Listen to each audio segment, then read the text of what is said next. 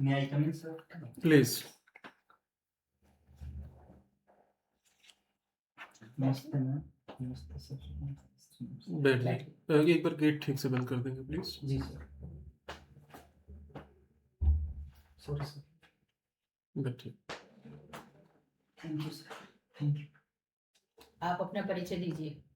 जी ma'am, मैंने अपनी graduation वर्ष 2020 में और पोस्ट ग्रेजुएशन वर्ष 2022 में इतिहास विषय के साथ की है। इसके बाद मैंने यूजीसी नेट की परीक्षा वर्ष 2023 में ट्रेनिंग कराई है। ठीक है। आज आप इंटरव्यू के लिए क्या पढ़ के आए हैं? सर मैंने आज मुगल साम्राज्य का पतन के बारे में सर आज पढ़ा है।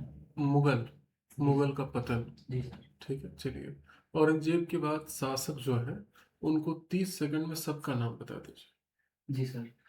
सर सबसे पहले सर मुअज्जम, जो बहादुर शाह प्रथम के नाम से शासक बने। इसके बाद सर जादर शाह। इसके बाद सर फरुखसियर। और सर फरुखसियर के बाद सर जो रफीउद्दौला सर ये कुछ कम टाइम के लिए सर शासक बने थे। इसके बाद सर मोहम्मद शाह रंगीला शासक बने सर। इसके बाद सर शाह आलम द्वितीय शासक बने हैं। और इसके बाद सर अकबर द्वितीय और अंत में सर बहादुर शाह शासक बने। ठीक है। इतिहास में कौन सा सेक्शन आपको पसंद है? इतिहास में सर आधुनिक भारत में। आधुनिक भारत में मुगल भी आते हैं सर, जो हम कहीं ना कहीं मराठा भी आते हैं सर। जो एंडिंग, जो मतलब आधुनिक काल की शुरुआत है, उस समय के साथ हम उनको जोड़ने की इतिहास पर करते हैं। आप ऐसा करिए कि जो शुरू के 5 शासक रहे हैं मराठा में, जी सर, आप उनका क्रम से नाम बता दीजिए। जी सर। सर जो मुगल साम्राज्य की जो मराठा साम्राज्य की जो स्थापना है ना, वो 1774 में। स्थापना वगैरह नहीं, आप सीधे 5 शासक का क्रम बता दीजिए। सबसे पहले सर शिवाजी महाराज, द्वितीय सर संभाजी महाराज में, और एक सर मैं साहूजी महाराज को सर अभी याद कर पा रहा हूँ। आप इतिहास के विद्यार्थी हैं और शासकों का नाम नहीं जानते हैं, तो फिर आगे हम क्या आशा रखें आपसे? नहीं सर, एक्चुअली सर इस टाइम पे मैं रिकॉल नहीं कर पा रहा हूँ सर, मैं इसके बारे में पढ़ रहा हूँ। बाकी चीजें ठीक है, मतलब इतिहास का अच्छा जानकारी है आपको, मान के चले। जी सर। अंग्रेजों में जितने भी वायसराय और गवर्नर थे, उनमें से किसी 2 का नाम बताइए जो आप अधिक पसंद करते हैं। जी सर, एक सर लॉर्ड विलियम बेंटिक, और सर दूसरा sir Lord Dalhousie sir. Lord Dalhousie को आप पसंद करते हैं सर। आप रिपन को क्यों नहीं पसंद करते, बल्कि उसे भारतीय बहुत पसंद करते हैं? जी सर, रिपन के भी कुछ कार्य हैं सर, लेकिन सर लॉर्ड डलहौजी ने एक व्यापक रूप से सर कुछ भारत में सुधार कार्य की शुरुआत की, इसीलिए सर। आपने पहले पे वेंटिक का नाम रखा। जी सर। वेंटिक ने तो एक तरह से कह सकते हैं कि भारत में केंद्रीकरण का एक चरम पहुंचा दिया था। जी सर। तो क्या वो भारत के हित में था? जी सर, कहीं ना कहीं हम देख सकते हैं सर, जो आगे आने वाले टाइम में भी एक अखिल भारतीय संघ की स्थापना हुई थी, जहाँ पर एक मजबूत केंद्र हमें दिखाई देता है, तो कहीं ना कहीं इसके जो बीज है हमें बेंटिक के शासनकाल में दिखाई। ठीक है। और डलहौजी में क्या अच्छाइयाँ आपको दिखती है? डलहौजी में सर जो भारत के आधुनिकीकरण के प्रयास हैं, जैसे सर रेलवे सेवा, डाक सेवा, और सर जो पीडब्ल्यूडी डिपार्टमेंट की सर जो शुरू होता है पीडब्ल्यूडी डिपार्टमेंट में, इस प्रकार से संबंध के प्रयोग देख सकते हैं। ठीक है सर। भारत में ब्रिटिशर्स के टाइम में रेल आई थी। जी सर। तो उन्होंने तो उसको अपने लाभ के लिए यूज किया था कि कच्चा माल समुद्र तक कैसे न कैसे पहुंचाया जाए। जी सर। तो आप उसको कैसे देखते हैं कि वो अच्छा कार्य था? सर अगर हम उन्हें प्रत्यक्ष रूप से देखें तो सर अंग्रेजों के फायदे के लिए ही आई थी, लेकिन सर उसका अप्रत्यक्ष लाभ भारतीयों को भी मिला है, क्योंकि इससे सर भारत की जो भौगोलिक एकता और राजनीतिक एकता है, उसे सर हम हासिल कर पाए हैं। और जो जैसे गांधी जी भी है सर, स्वतंत्रता आंदोलन में सर उन्होंने रेल के माध्यम से यात्रा कर क्या भारत को जोड़ने का। भारतीयों ने उस समय रेलवे को अच्छा मानना था या विरोध किया था? सर शुरुआती चरण में हम विरोध के तत्व भी सर इसमें देखते हैं सर, लेकिन बाद में इसका उपयोग भारतीयों द्वारा भी भरपूर किया गया है। अच्छा, ब्रिटिशर्स काल में जो ब्रिटिश का शासन काल था, जी सर। उसमें 3 ऐसी अच्छाइयाँ बताएं जो आपको ज्यादा प्रभावित करती है। जी सर, सर जो आधुनिक संस्थाएं हैं सर, और जो जैसे सर हम लोकतंत्र के बारे में देखते हैं, जैसे सर हम अधिकारों के बारे में देखते हैं, और कानून के शासन के इस बारे में सर हम ब्रिटिशों से सीखते हैं। कानून का शासन सर ब्रिटेन से हम ठीक है। देखते आप जिस टॉपिक में कंफर्टेबल है हमें बोर्ड पर पढ़ा कर दिखाएं। हैं। जी सर।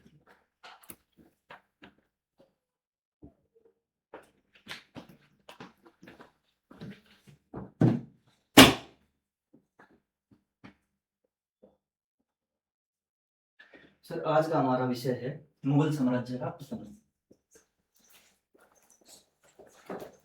मुगल साम्राज्य के पतन।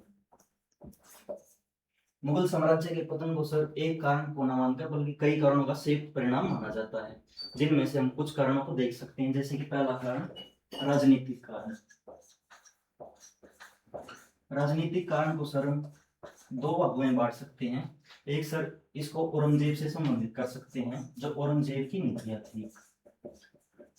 औरंगजेब की नीतियों में सर हम उसकी धार्मिक नीति और दक्कन की नीति के बारे में देखते हैं।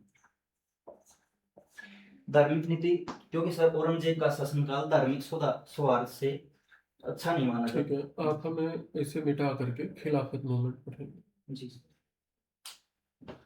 मिटा सकता हूँ सर।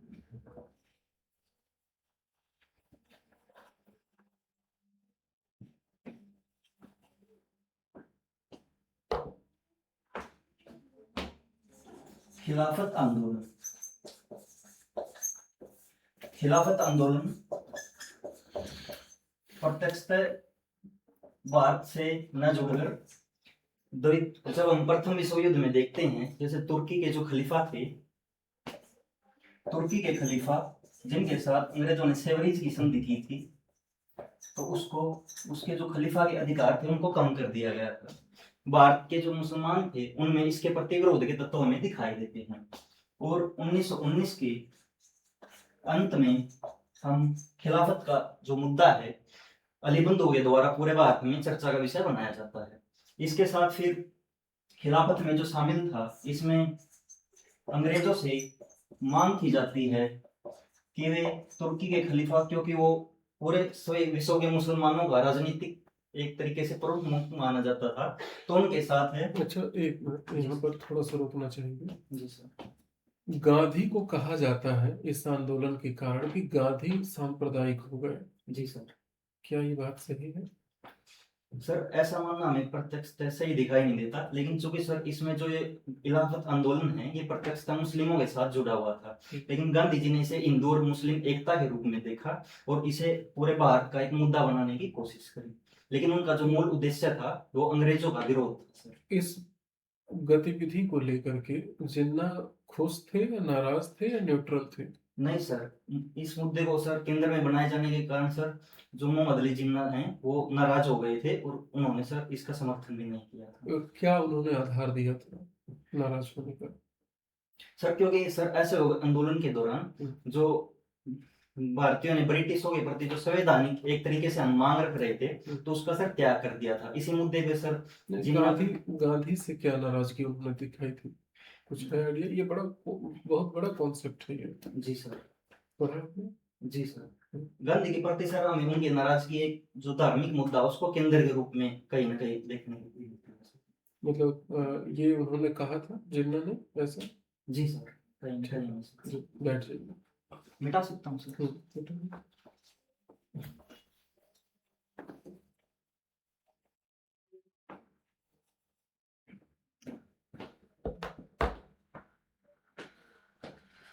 आपका फेवरेट टॉपिक था मुगलों का पतन। जी।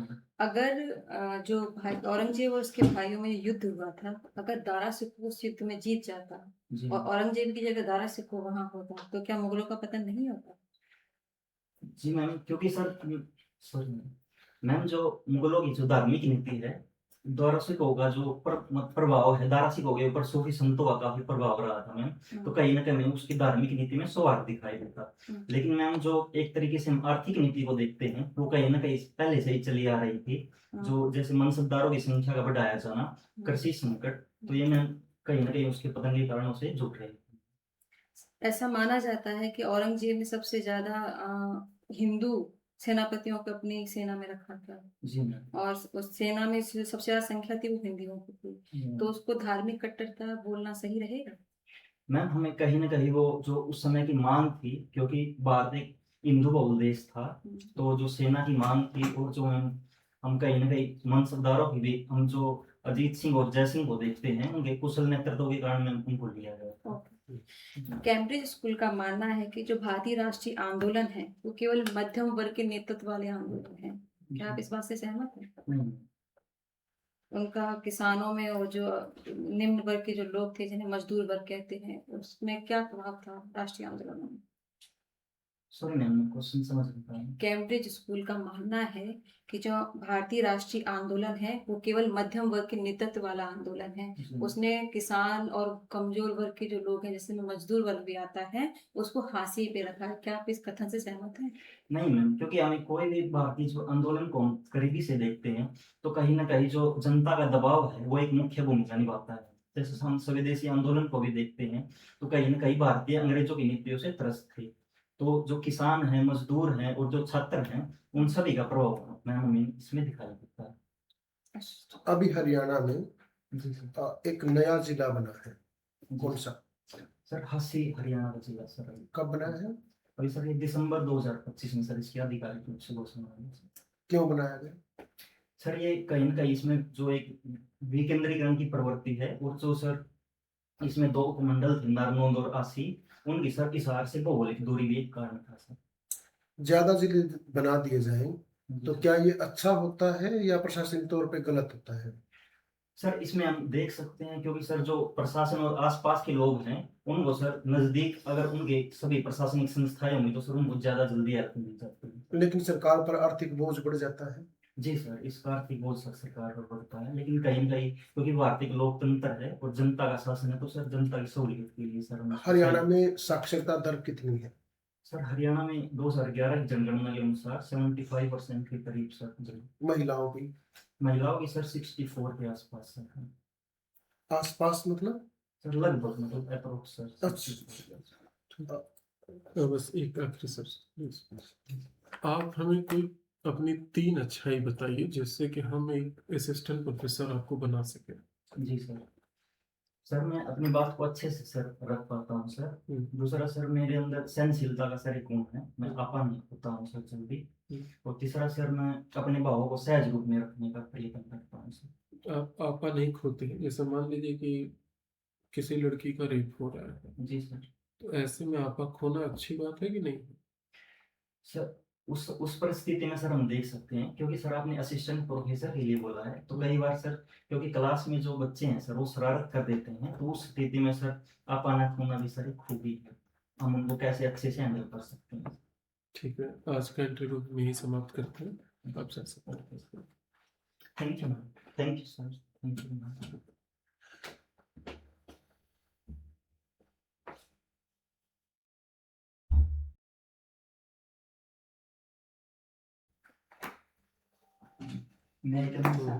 प्लीज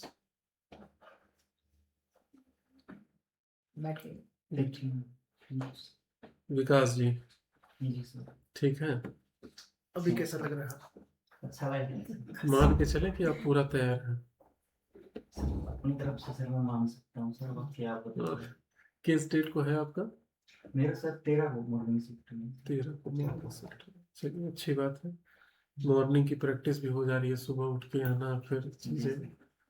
ठीक है, बहुत सुधार आपने किया है, और कम से कम जितना आपको बताया गया था उसमें मैक्सिमम टू मैक्सिमम आपने ठीक किया है। जी। आपका एंट्री का, नमस्ते का, ये सब चीजें थोड़ा सा ऊर्जा को लेके आप काम करिए। जी ठीक है, सर।